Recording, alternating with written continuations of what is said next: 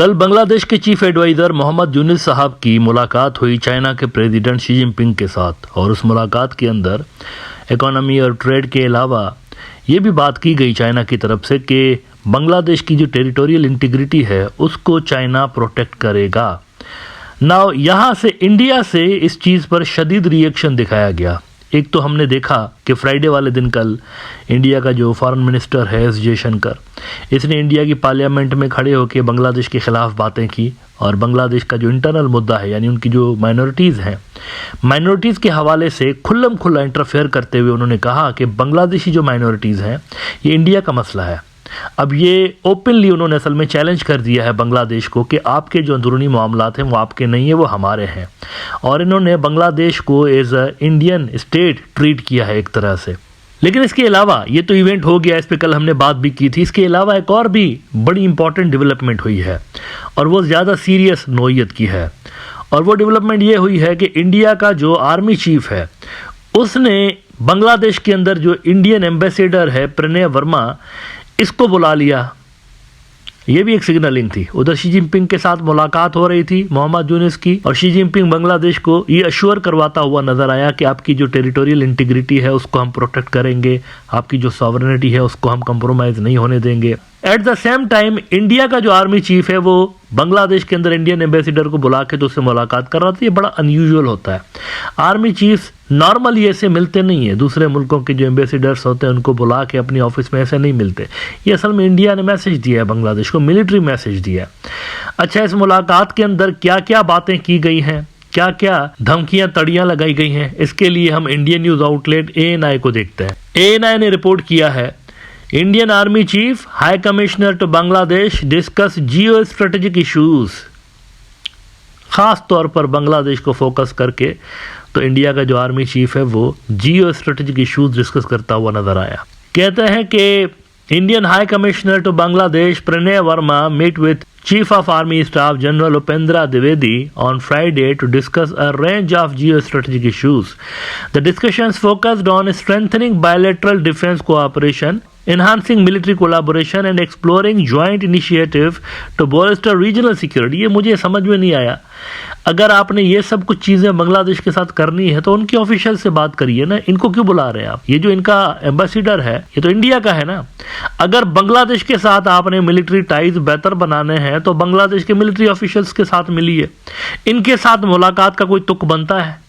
मतलब लॉजिकली अगर आप इसको देखें, फर्ज करें बांग्लादेश का कोई एम्बेसडर बर्मा के अंदर तैनात हो और बांग्लादेश का जो आर्मी चीफ है उसको बुला के, अपने एम्बेसडर को बुला के बिठा के कहे कि देखो मैं और बर्मा जो है ना, हम मिलिट्री पार्टनरशिप बढ़ाना चाहते हैं, हम बायलैटरल जो डिफेंस के मामलात हैं उनको बेहतर बनाना चाहते हैं। Does it make any sense? मतलब होना तो ये चाहिए ना कि बांग्लादेश के आर्मी चीफ को या बांग्लादेश के किसी डिफेंस से रिलेटेड बंदे को बिठा के तो उसके साथ ये बात की जाए कि लेट्स इंप्रूव डिफेंस टाइज।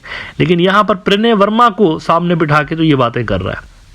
अच्छा, ऑफिशियल जो उन्होंने पोस्ट लगाई है, उनके जो additional directorate general of public information है इंडियन आर्मी का, उन्होंने जो पोस्ट लगाई है ट्विटर के ऊपर, उस पर उन्होंने कहा है कि Shri Pranay Verma high commissioner of India to Bangladesh called on general Upendra Dwivedi chief of army staff and discussed a range of geo strategic issues. They exchange views on issues of mutual interest, focusing on strengthening bilateral defense cooperation, enhancing military collaboration, and exploring avenues for joint initiative for strengthening regional security. और नीचे ये जो तमाम चीज़ें हुई हैं ना, ये जो मुलाकात हुई है, ये किस कॉन्टेक्स्ट में हुई है उसके बारे में नीचे लिखते हैं। Meanwhile, Bangladesh and China on Friday signed an agreement on economic and technical cooperation and 8 memorandum of understanding on various sectors including translation and production of classics, exchanges in cooperation on cultural heritage, news exchange,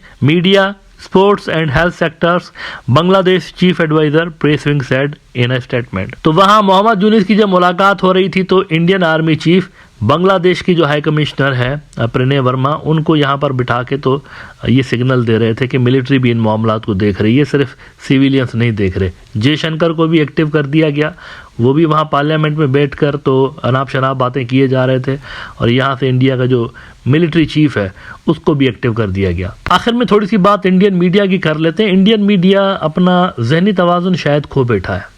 जहनी तवाज़ुन वाकई बांग्लादेश की नफ़रत में यूँ महसूस होता है कि इंडिया के जो एक्सपर्ट्स हैं वो जहनी तवाज़ुन खो बैठे हैं। अब उनको नॉर्मल होने वाली जो डेवलपमेंट्स हैं उसमें भी कॉन्स्पिरेसी नज़र आती है, और अब उनको ट्रेड के मामलात में भी भीख नज़र आती है। मतलब अगर बांग्लादेश किसी के साथ ट्रेड करता है, पैसे देकर कोई चीज़ ख़रीदता है, इसमें भी इनको भीख नज़र आने लगी है। आज एक ऐसा ही नफ़रत से भरा आर्टिकल India.com ने लगाया है। वो कहते हैं, after China and Pakistan now Bangladesh bags for help from this nation not a Muslim country, the name is. उस मुल्क का नाम है by the way Russia. Bangladesh ने रशिया से हाल ही में कोई वीट वगैरह इंपोर्ट करने के हवाले से बातचीत की है, तो ये कह रहे हैं कि उनसे मदद की भीख मांग रहा है Bangladesh. There have been continuous protests in Bangladesh since the coup last year. The economy of the nation is in really bad shape. In such a situation, Bangladesh has sought help from Russia for the supply of wheat and other goods. Chief advisor of the interim government Mohammad Yunus said on Thursday, 27th March 2025, that Bangladesh will now import more wheat and fertilizer from Russia. ये ज़हनी तवाज़ुन खो बैठे हैं। अगर आप trade करते हैं, पैसे देकर किसी मुल्क को फर्टिलाइज़र मंगवा रहे हैं, वीट मंगवा रहे हैं, तो क्या आप इसको ये कहेंगे कि we are begging for help? ये तो इंडिया भी करता है, ये तो सारा मुल्क, दुनिया का हर मुल्क ट्रेड कर रहा होता है। दुनिया ही ट्रेड पे चल रही है, इसी पे ही तो दुनिया चल रही है, लेकिन इसको उन्होंने लिखा है कि बेगिंग फॉर हेल्प। मैं समझता हूँ ये जो शेख हसीना का धड़न तख्ता हुआ है ना, इस वाक़ये ने शायद इंडियन मीडिया, इंडियन एक्सपर्ट्स के जहन पे बहुत ही गहरा असर डाला है, और अब वो शायद अपना मानसिक संतुलन खो बैठे हैं, इसीलिए इस तरह की बातें करते रहते हैं। ट्रेड के मामलात भी होते हैं तो उसको भी ये भीख से जोड़ रहे होते हैं, ये भीख मांग रहे हैं दूसरे मुल्कों से और ये हेल्प के लिए पुकार रहे हैं। अच्छा, साथ साथ इस रिपोर्ट के अंदर उन्होंने बांग्लादेश को ये भी हिंट देने की कोशिश की है कि देखो, रशियंस हमारे मित्र हैं और इस साल पुतिन साहब जो हैं वो इंडिया आ रहे हैं। तो ये पता नहीं लिखने की क्या ज़रूरत थी इस रिपोर्ट के अंदर, लेकिन उन्होंने साथ में ये मेंशन करना ज़रूर समझा है। मेरे ख्याल से वो ये इंप्रेशन देने की कोशिश कर रहे हैं कि अगर हम बोलेंगे रशिया से कि बांग्लादेश के साथ कोऑपरेट ना करें तो वो नहीं करेंगे। मेरे ख्याल से इसीलिए इन्होंने ये नुक्ता ऐड कर दिया इसके अंदर। कहते हैं, emphasizing on increasing contact between the two countries, the Russian deputy prime minister said that we want more Bangladeshi students to come to Russia to study. He said that Russia would like to export more wheat and fertilizer to Bangladesh. Talks on these issues between Russia and Bangladesh are taking place at a time when Vladimir Putin's visit to India is scheduled. और नीचे उन्होंने नरेंद्र मोदी की तारीफ भी की हुई है कि उन्होंने पहले दावत दी थी रशियंस को, फिर रशियंस ने खुशी खुशी उस दावत को एक्सेप्ट भी कर लिया। मेरे ख्याल से ये रशिया इंडिया का मामला अलग है, बांग्लादेश रशिया का मामला अलग है। इसको गठबंध करने की कोशिश ना ही करें इंडियन एक्सपर्ट्स तो बेहतर होगा।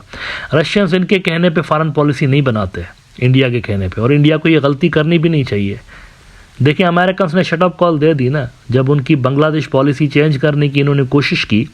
इंडियंस ने गए थे ट्रंप के पास चुगली लगाने। क्यों गए थे वहां पर? बांग्लादेश पॉलिसी तब्दील करवाने गए थे। अमेरिका की जो बांग्लादेश पॉलिसी है उसको चेंज करवाने गए थे, नहीं हो सकी। तो रशिया भी नहीं करेगा, बिकॉज सुपर पावर्स दूसरों की नज़र से मामलात को नहीं देखती, अपनी नज़र से देख रहे होते हैं।